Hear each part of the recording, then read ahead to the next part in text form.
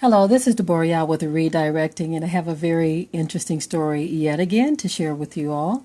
Thanks to Sister Michelle for sharing this. It says that there was a perfectly preserved black woman found buried in an iron coffin. Turns out to be a 26-year-old who died from smallpox. Now, this article is on the Atlantic Black Star, so I'm going to go ahead and read some of this.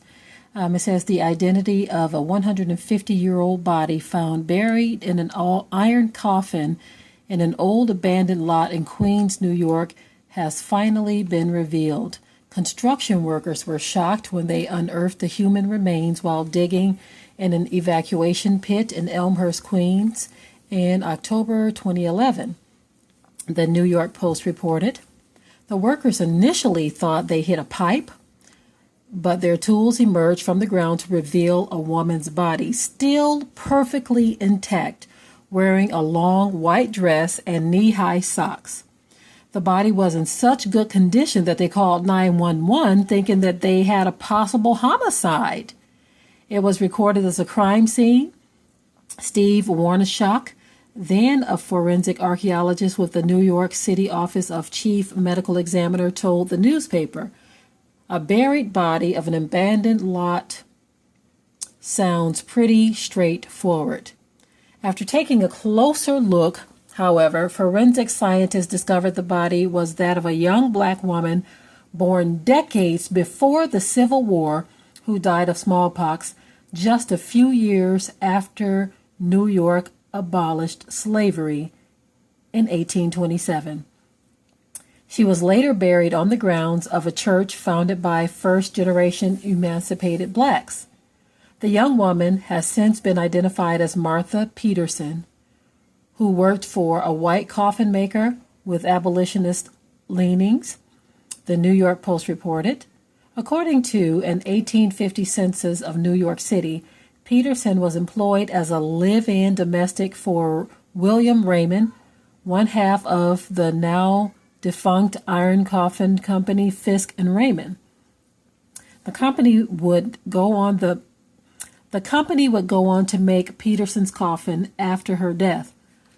Iron coffins were a 19th century phenomenon, allowing bodies to be sanitarily transported via trains and ships, according to the New York Post. Scientists say Peterson's body was in such good condition that the smallpox lesions were still visible on her skin. The body was so well preserved that I would not have been shocked if the smallpox virus had survived, Warnsock said.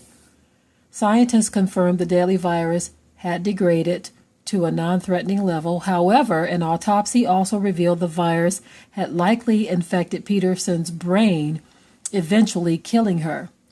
Because the young woman's face was so damaged from when construction workers accidentally pulled her from the ground, Warnsock called in Joe Mullins, a forensic imaging specialist, to put together a recreation of what Peterson's face might have looked like today.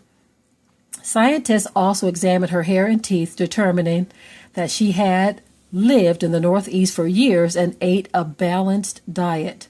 Finding out who she was, I got goosebumps, Warnsock recalled. Peterson's remains were given a second proper burial by congregants of the St. Mark AME Church in Jackson Heights in 2016.